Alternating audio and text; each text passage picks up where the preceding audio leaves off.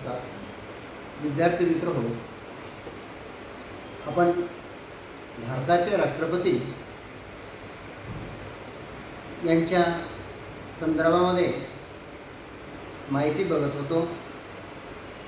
राष्ट्रपतींना जे काही मानाचे स्थान त्या ठिकाणी मिळालेले आहे, मानाच्या स्थानाबरोबरच जे काही कार्य आणि अधिकार राष्ट्रपतीला मिळालेले आहेत, यावरून राष्ट्रपती म्हणजे लोकसभा, राज्यसभा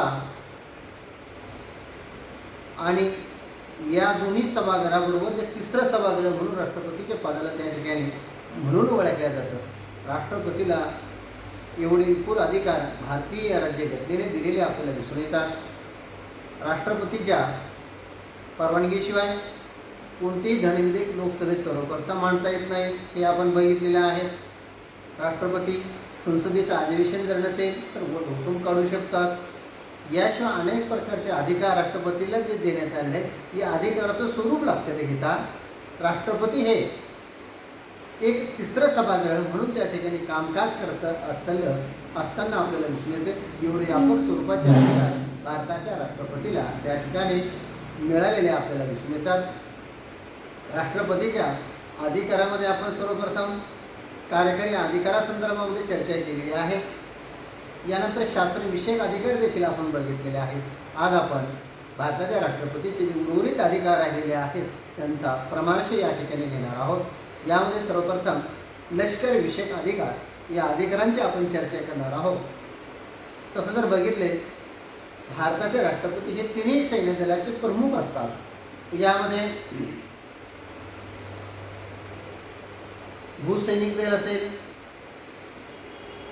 हवाई दल असेल, जलदल असेल, या तिन्ही सैन्य दलाचा तो सरसेनापती असतात. त्यांच्या निर्णयाशिवाय कोणत्याही प्रकारचं लष्करी कारवाई त्या ठिकाणी केल्या जात नाही. याबरोबरच या तिन्ही सैन्य दलातील जे सैन्य प्रमुख असतात त्यांच्या बदल्या करणे, वेगवेगळी कामं त्या लष्करी विषयक भारताच्या राष्ट्रपतींना त्या ठिकाणी पार पाडावी लागत असताना आपल्याला दिसून येतात. Commander in chief in army force म्हणून कार्य करतात. युद्धाच्या परिस्थितीमध्ये राष्ट्रीय आणीबाणीसाठी घोषणा त्यांना करण्याचा अधिकार त्या ठिकाणी आहे. याबरोबरच युद्ध परिस्थिती ओढावलेली असेल तर युद्धाची घोषणा करणे, स्थगन प्रस्ताव आणणे, या कार्याचा त्यांच्यामध्ये सहभाग त्या ठिकाणी आपल्याला झालेला दिसून येतो. परकीयांची आक्रमणाची भीती, युद्धजन्य परिस्थिती निर्माण झाली तर त्या प्रकारची ते आणीबाणी घोषित करतात. लष्कर विषयक कार्यात राष्ट्रपतींना पंतप्रधान व संरक्षण मंत्री वेळोवेळी सल्ला देत असतात. लष्कराच्या बाबतीमध्ये अनेक नेमणुका घेण्याचं काम त्या ठिकाणी राष्ट्रपतींना पार पाडावं लागत असतं. त्यामध्ये अनेक अधिकाऱ्यांचे बदले असतील, प्रमोशन असतील, बढतर्फी असतील, अनेक कामं लष्कर विषयक, युद्ध साहित्य खरेदी असेल, अनेक गोष्टीचे म्हणजे लष्कर विषयक अनेक भूमिका राष्ट्रपतींना त्या ठिकाणी पार पाडाव्या लागतात. लष्करातील गोपनीयता आणि देशाचे संरक्षण करणे हे राष्ट्रपतीचे कार्य आहे. कारण लष्कर विषयक युद्ध सामग्री असेल, इतर गोष्टींमध्ये गोपनीयता पाळणं अत्यंत महत्त्वाचं असते. देशाच्या संरक्षणाच्या दृष्टिकोनातून जर विचार केला तर आपल्या भारताचे लष्कर खाते सर्व निर्णय हे गोपनीय ठेवावे लागत असतात. यामध्ये युद्ध सामग्री घेणे असेल, खरेदी असेल, विक्री असेल, अनेक प्रकारची गुप्तहेरांच्या कारवाया असतील, हे संपूर्ण लेखाजोगा जो असतो लष्कर विषयक, तर संपूर्ण लेखाजोगा हा त्या ठिकाणी गोपनीयतेने पार पाडावा लागत असतो. कारण अत्यंत महत्त्वाचा हा विभाग त्या ठिकाणी राष्ट्रपतीच्या आधिपत्याखाली काम करत असताना आपल्याला दिसून येतो. व आपल्या देशाच्या राष्ट्रपतीच्या नावाने लष्करच एकंदर देशाचा जर राज्यकारभार करत असला तरी तो तिन्ही सैन्य दलाचा त्या ठिकाणी लष्कर प्रमुख म्हणून त्या ठिकाणी उभारताना आपल्याला त्या ठिकाणी दिसून येतात. याबरोबरच लष्करविषयक अत्यंत महत्त्वाचे कामकाज राष्ट्रपतींना करावं लागत असते. यासाठी भारताचे पंतप्रधान, संरक्षण मंत्री यांचं त्या ठिकाणी विचार विमर्श त्या ठिकाणी राष्ट्रपती घेत असतात. यानंतर दुसरा जो मुद्दा आहे आपला राष्ट्रपतींच्या कार्यामधला, तो म्हणजे न्यायालयीन स्वरूपाचे कार्य आणि अधिकार. जगातील बहुतेक राष्ट्रप्रमुखांना हा अधिकार आपापल्या दिशेने बहाल केलेला आपल्याला दिसून येतो. त्याप्रमाणे भारताच्या राष्ट्रपतीला देखील न्यायालय कामकाजाविषयी अनेक प्रकारचे अधिकार त्या ठिकाणी देण्यात आलेले आहेत. घटनेच्या कलम 72 प्रमाणे आपल्या राष्ट्रपतींना सर्वोच्च न्यायालयाने दिलेली शिक्षा तहकूब करण्याचा अधिकार आहे.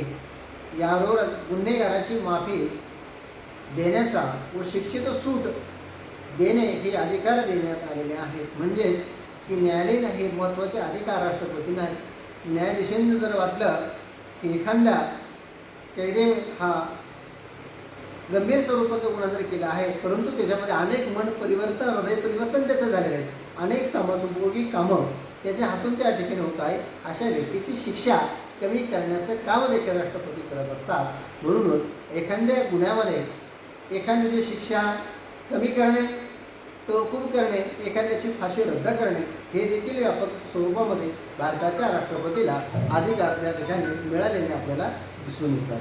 त्यानंतर न्यायालयाच्या दृष्टिकोनातून गुन्हा असतो, शिक्षा होतेच, परंतु त्या व्यक्तीचे चारित्र्य, समाजसेवा इत्यादीचे अवलोकन करून तिच्या शिक्षेस सूट देण्याची व्यवस्था घटनेत करण्यात आली आहे. शिक्षा झालेल्या व्यक्तीस तसा दयेचा अर्ज राष्ट्रपतीकडे द्यावा लागतो. या प्रसंगी गृहमंत्री, पंतप्रधान यांच्या शिफारशी गृहीत धरून राष्ट्रपती शिक्षा माफी जाहीर करतात. अर्थात अशा घटना सर्वांच्याच बाबतीत नेहमी घडत नाही. सर्वोच्च आणि उच्च न्यायालयातील न्यायाधीशांच्या नेमणुका करण्याचा, त्यांच्या बदल्या आणि बढती करण्याचा अधिकार राष्ट्रपतींचा असतो. नेमणुकीसाठी विशिष्ट पद्धतीचा आणि मार्गदर्शक तत्त्वांचे पालन करावे असे असले तरी अंतिम अधिकार राष्ट्रपतींना असतो. म्हणजे न्यायाधीशांचे न्यायालयीन कामकाजामध्ये 3 महत्त्वाचं काम आपल्या भारताच्या राष्ट्रपती करतात. त्यामध्ये एखाद्या गुन्हेगाराची शिक्षा कमी करणे, याबरोबरच त्याला माफ करणे किंवा एखाद्याचं फाशी जर दिलेली असेल, परंतु त्याचं एकंदरीत सामाजिक नावलौकिक लक्षात घेतात आणि त्याचं सामाजिक कार्य आणि कर्तृत्व लक्षात घेऊन त्या ठिकाणी फाशी रद्द करण्याचे अधिकार भारताच्या राष्ट्रपतीला देण्यात आलेले आहे. यासाठी भारताचे पंतप्रधान आणि मंत्रिमंडळ त्यांना सल्ला देण्याची भूमिका त्या ठिकाणी पार पाडत असतात. यांच्या सल्ल्यानुसार राष्ट्रपती निर्णय घेत असतात. परंतु सर्रासपणे असे प्रसंग वारंवार उद्भवताना आपल्याला दिसून येत नाही. काही मोजक्याच प्रसंगामध्ये हा विवेक त्यांचा आपल्याला बघायला भेटतो. अशा स्वरूपाचे भारताच्या राष्ट्रपतींना व्यापक स्वरूपाचे अधिकार त्या ठिकाणी मिळालेले आपल्याला दिसून येतात. न्यायालयाच्या दृष्टिकोनातून गुन्हा हा गुन्हाच असतो. तो केल्यानंतर शिक्षा ही झालीच पाहिजे, परंतु राष्ट्रपती त्यामध्ये थोड्या बहुत प्रमाणामध्ये बदल करत असताना आपल्याला दिसून येतात. याशिवाय भारताचे राष्ट्रपती हे भारताच्या न्यायाधीशांची नेमणूक करणे, सर्वोच्च न्यायालयातील सरन्यायाधीशाची नेमणूक करणे, सरन्यायाधीशाच्या संगनमताने इतर न्यायाधीशांची नेमणूक करण्याचा देखील अधिकार भारताच्या राष्ट्रपतींना असतो. याशिवाय न्यायालयीन बडतर्फीची प्रक्रिया असेल, या प्रक्रियेमध्ये भारताच्या राष्ट्रपतीला महत्त्वाची भूमिका त्या ठिकाणी पार पाडावी लागत असते. अशा स्वरूपामध्ये भारताच्या राष्ट्रपतीला न्यायालयविषयक खूप मोठे अधिकार त्या ठिकाणी मिळालेले आपल्याला दिसून येतात. इंग्लंडच्या धर्तीवर बघायचं झालं तर इंग्लंडचा राजा त्या ठिकाणी अशा स्वरूपाचे अधिकार त्या ठिकाणी पार पाडत असतात. कदाचित इंग्लंडच्या राज्यघटनेकडून किंवा राज्याचा आदर्श ठेवून अशा स्वरूपाचे अधिकार भारतीय राज्यघटनेच्या 72व्या कलमामध्ये राष्ट्रपतींना देण्यात आलेले आपल्याला दिसून येतात. यानंतर किरकोळ स्वरूपाचे कार्य आणि अधिकार. वरील प्रकारच्या प्रमुख अधिकाराशिवाय राष्ट्रपतींना काही किरकोळ स्वरूपाची अनेक कामे करावी लागतात. काही राजनैतिक स्वरूपाची कार्य आहेत. परदेशी वकिलांची ओळखपत्रे स्वीकारणे, त्यांचे स्वागत करणे, दुसऱ्या देशात भारताचे वकील पाठविणे इत्यादी राष्ट्रीय व सामाजिक कार्यक्रमात सहभागी होऊन जनतेला मार्गदर्शन करणे, राष्ट्रीय सणाच्या दिवशी संदेश देणे, युद्धकाळात जनतेचे नीतिधैर्य वाढविणे हेही कार्य आहे. याशिवाय राज्यसभेतील 12 सदस्यांची नियुक्ती राष्ट्रपती करत असतात.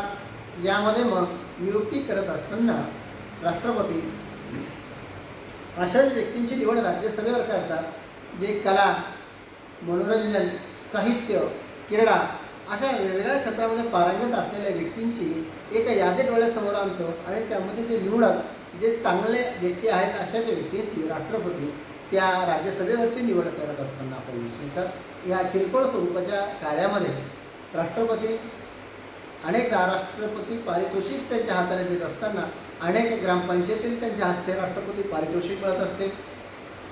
याशिवाय अनेक उल्लेखनीय काम केलेल्या व्यक्तींचं पारितोषिक असेल, अनेक सभा आणि समारंभ यांना हजेरी लावण्याचं काम असेल, हे देखील राष्ट्रपती पार पाडत असताना आपल्याला दिसून येतात. याशिवाय अनेक विद्यार्थी, अनेक मानवतावादी संघटना असेल, सामाजिक सेवाभावी करणाऱ्या संघटना असेल, त्या राष्ट्रपती त्यांना भेटत असतात. त्यांची गहाणे तक्रारी ज्या काय त्या मंत्रिमंडळाकडे किंवा पंतप्रधानाकडे पाठपुरावा करण्याचे काम राष्ट्रपती त्या ठिकाणी करत असतात. अशा स्वरूपाचे अनेक व्यापक स्वरूपाचे किरकोळ अधिकार भारताच्या राष्ट्रपतींना मिळालेले आपल्याला दिसून येतात. आणीबाणीविषयक कार्य आणि अधिकार राष्ट्रपतीला हा एक महत्त्वाचा अधिकार त्या ठिकाणी मिळालेला आहे. व्यक्तीच्या जीवनात जसे आणीबाणीचे प्रसंग उद्भवत असतात तशाच स्वरूपाचे आणीबाणीचे प्रसंग राष्ट्राच्या जीवनामध्ये देखील त्या ठिकाणी येत असतात. मग वेगवेगळ्या कारणामुळे निर्माण झालेल्या विशिष्ट व वाईट कारणामुळे देशाची ऐक्य व स्वातंत्र्य धोक्यात येण्याची शक्यता असते. अशा असाधारण परिस्थितीतून मार्ग काढून परिस्थिती पूर्वपदावर आणण्यासाठी आणीबाणीची परिस्थिती जाहीर करण्याचा खास विशेषाधिकार इमर्जन्सी पॉवर घटनेनुसार राष्ट्रपतींना प्राप्त झालेला आपल्याला दिसून येतो. राज्यघटनेच्या कलम 352, 356, 360 इत्यादी कलमानुसार आणीबाणीची परिस्थिती घोषित केली जाते. पुढील 3 कारणामुळे आपत्कालीन परिस्थिती म्हणजे आणीबाणी निर्माण होऊ शकते. यामध्ये युद्धासारखी परिस्थिती, युद्धाची भीती किंवा देशांतर्गत बंडळे आल्यास कलम 352 नुसार राष्ट्रीय आणीबाणी घोषित करण्याचा अधिकार भारताच्या राष्ट्रपतींना प्राप्त झालेला आपल्याला दिसून येतो.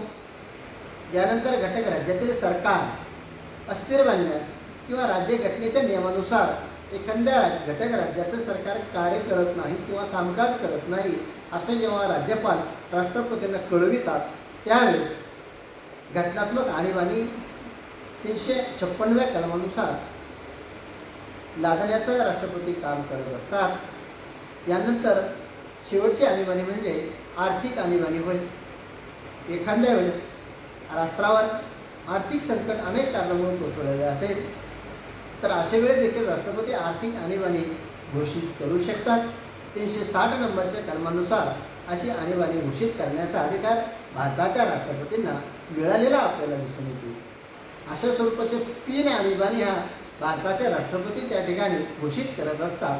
देशाच्या संरक्षणाच्या, आर्थिक बाबीच्या आणि घटनात्मक उपाययोजनेच्या दृष्टिकोनातून अत्यंत महत्त्वाचे हे आर्थिक आणीबाणीविषयक अधिकार भारताच्या राष्ट्रपतींना मिळालेले आपल्याला दिसून येतात. मग यामध्ये आज आपण पहिली जी आणीबाणी आहे ती म्हणजे राष्ट्रीय आणीबाणी या संदर्भामध्ये माहिती बघूया.